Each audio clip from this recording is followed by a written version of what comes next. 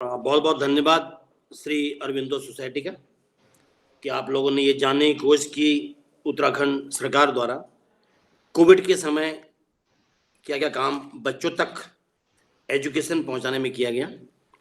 इसमें चूंकि स्कूल्स मार्च के लास्ट वीक में बंद हो चुके थे, तो बहुत बड़ी समस्या ये थी कि बच्चों को किस तरह से एंगेज किया जाए। तो हम लोगों ने अप्रैल में 24 अप्रैल से हम लोगों ने प्रयास किया कि बच्चों को कुछ न कुछ एजुकेशन घर में पहुंचाई जाए। उसके ध्यान रखते हुए क्लास 10th और 12th के लिए स्पेशली, क्योंकि वो बोर्ड क्लासेस होती हैं, उनके लिए जो मेन सब्जेक्ट हैं physics, chemistry, biology, English, math, तो इस तरह के जो मेन सब्जेक्ट्स हैं क्लास 10th और क्लास 12th के लिए हम लोगों ने एक प्रोग्राम चलाया ज्ञानदीप। ज्ञानदीप हम लोगों ने के माध्यम चलाया था, जो उत्तराखंड दूरदर्शन है और चला था। तो उसको अपने जो उनका चैप्टर था फर्स्ट, उनको स्टार्ट कराया गया।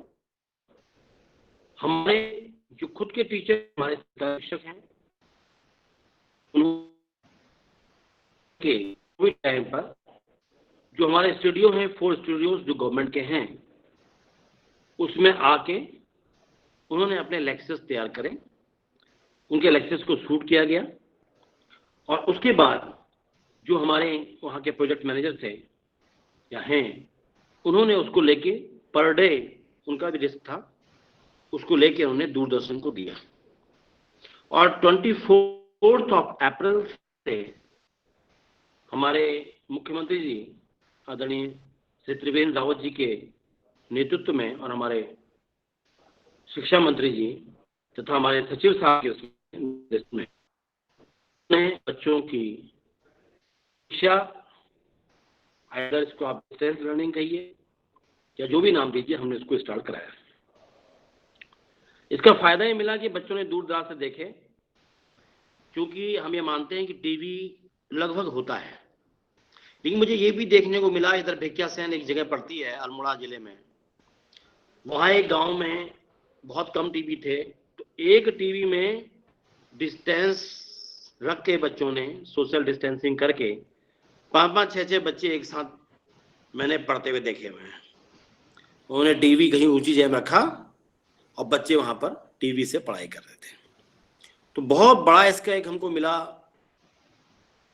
एक रिजल्ट्स हमको मिले कि बच्चे इससे बहुत खुश दिखाई दिए। उसके बाद फिर हमने इसको एक्सटेंड करा 9th और 11th में। उसके बाद हमने 6th to 12th में कंप्लीट सी क्लास चलाई। तो ये ज्ञानदीप प्रोग्राम हमारा बहुत अच्छा प्रोग्राम उत्तराखंड गवर्नमेंट का रहा है, जिसके माध्यम से बच्चों ने पढ़ा हुआ है। तो एक तो ये हमारा बहुत बड़ी उपलब्धि उस बीच में रही। दूसरा जो मेन हमारा था, हम लोग क्या करते हैं कि एक्टिविटी बुक्स हमारी अपनी है उत्तराखंड गवर्नमेंट की। हम बच्चे को टेक्स्ट बुक तो देते ही देते हैं एनसीईआरटी की, जो हमारे पास, क्योंकि एनसीईआरटी का हमारे पास पाठ्यक्रम चलता है। एक्टिविटी बुक्स आज की डेट में यदि आप चेक करें तो हर बच्चे के पास एक्टिविटी बुक इस समय उपलब्ध है,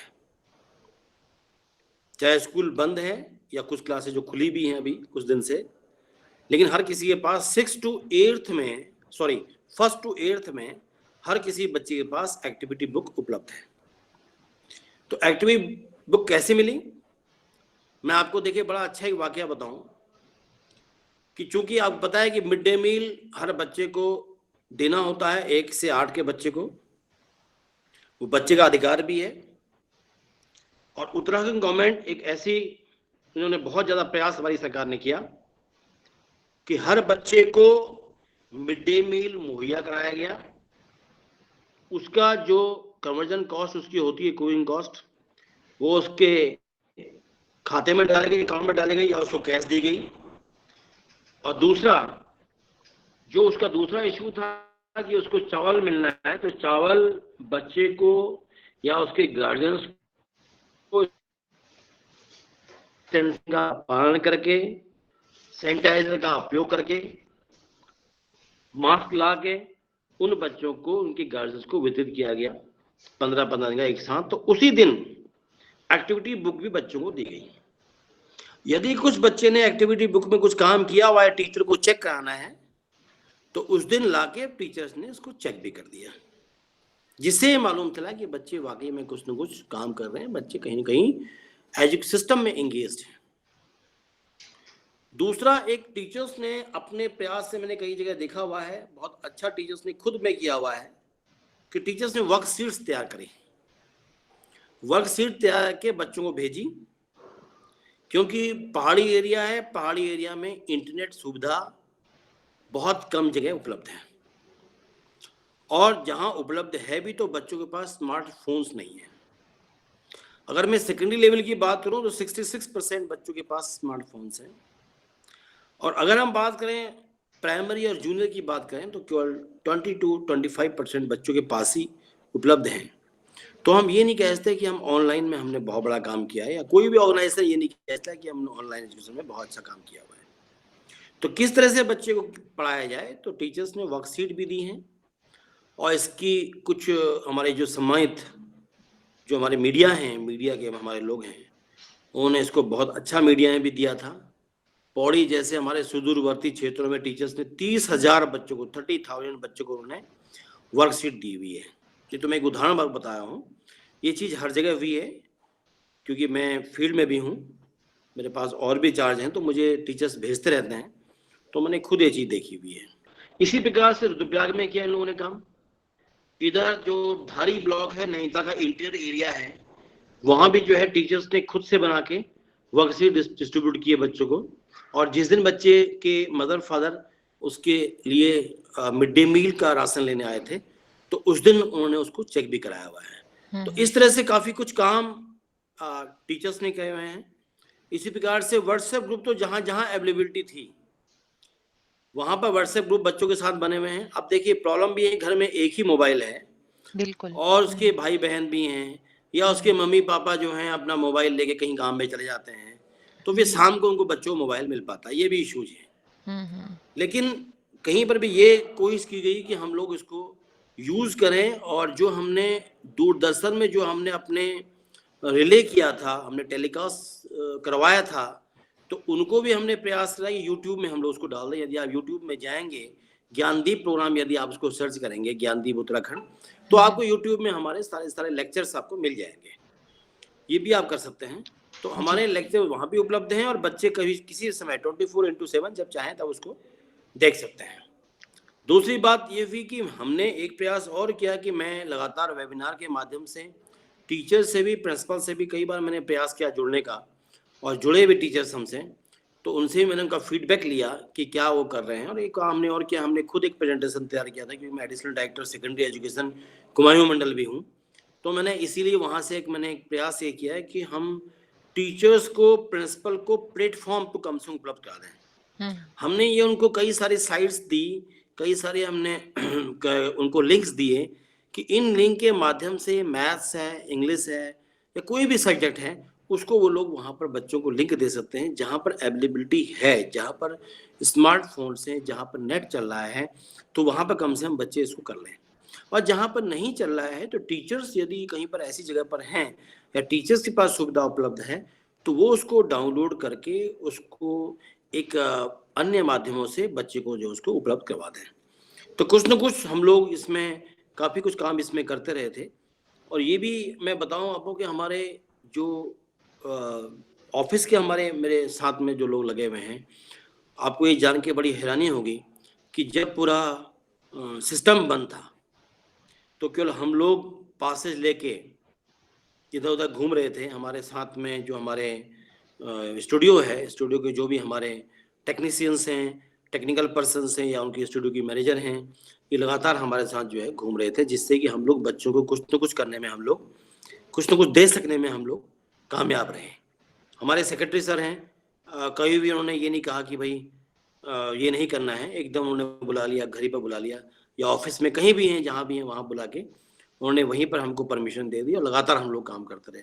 मीन्स किसी भी लेवल से, क्योंकि हमारे सीएम सर, हमारे शिक्षा मंत्री जी खुद चाह रहे थे कि ये चीज़ हो, बल्कि हमारे शिक्षा मंत्री जी तो खुद स्टूडियो में आए उस बीच, जिस बीच की पूरा सिस्टम बंद था, और खुद अपना संदेश, जैसे आज आप मेरे से बात कर रहे हैं, ऐसी एक उन्होंने बच्चों के नाम का संदेश जो है वो उन्होंने खुद बोला और उसको टेलीकास्ट जो है दूरदर्शन के माध्यम से कराया गया।